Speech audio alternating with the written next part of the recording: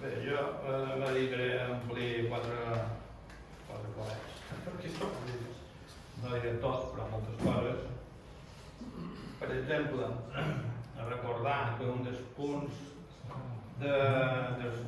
reivindicatius era la retirada de símbols, recordar aquella famosa portada diària on són els nostres diputats ballant a l'entrada del Parlament, que va ser molt fotogènic, no?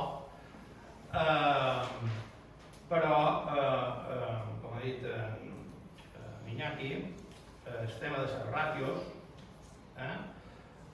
continua passant molt bé.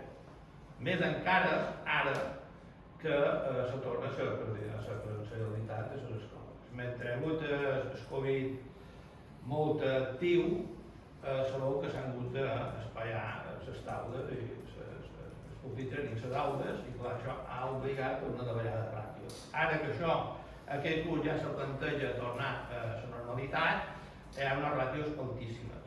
I aquesta realitat encara no ha arribat als mitjans, però els docents que estan a les trinxeres ja estan patint. No?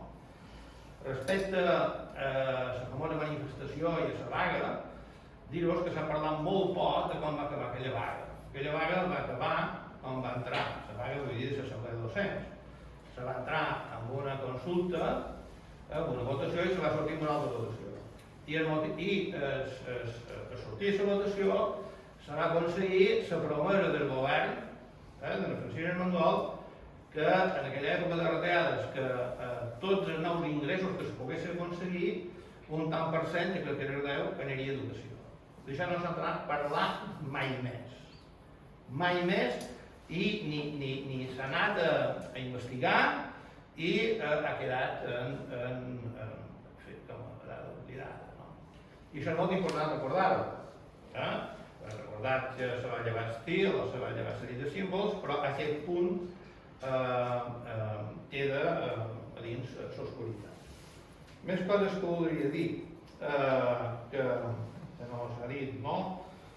Doncs, per exemple, que durant tot, ja va començar, durant la vaga indefinida, es va començar a parlar i crear el pacte educatiu, que ha anat rolant, que ha passat per successives etapes, i que, curiosament, quan ja semblava que ja s'estava a punt d'entrar en el Parlament, o que ja era en el Parlament, l'altre dia, de cop i volta, el senyor conseller se destapa que des del PSOE trobaven que s'havia d'augmentar les classes d'espanyol, no? El senyor Martí Mas va presentar això com si fos una iniciativa del PSOE d'aquí, però ara sabem, perquè va sortir després de dir la ministra, que això era una política de Madrid i que anava dividida totes les comunitats autònomes en llengua pròpia. Per tant, tenim aquí un exemple claríssim de genuflexió, de subordinació per part d'aquest govern. Més coses que voldria dir. L'ús del català està retrocedint. I ara, a més, a Catalunya poden augmentar més la presència espanyola a l'escola. Però és que això ho hem de contextualitzar en la llei d'audiovisual. Per tant, si llevam hores de català en català a l'escola, programes audiovisuals, plataformes, pel·lícules, programes infantils, d'acord? El tema del català a la sanitat, el tema aquest, què és això? Això és el carnet espanyol, està en extinció ja, perquè el carnet diu nombre i després posa nom, és molt petita. Els carnets que ja se fan ara són en espanyol i anglès. Ja és històric que hi pugui el català, el basc, el gallec, a les zones on són llengua pròpia. Tot això que he dit, hi vull afegir el tema de la població. Ara ha sortit fa poc, en 30 anys, Balears, no sé si és Balears, a Mallorca ha augmentat la població en un 50%. I el que es preveu és que aquest propers 10 anys augmentarà un 13%, gairebé 14%, quan la mitjana espanyola és un 8%.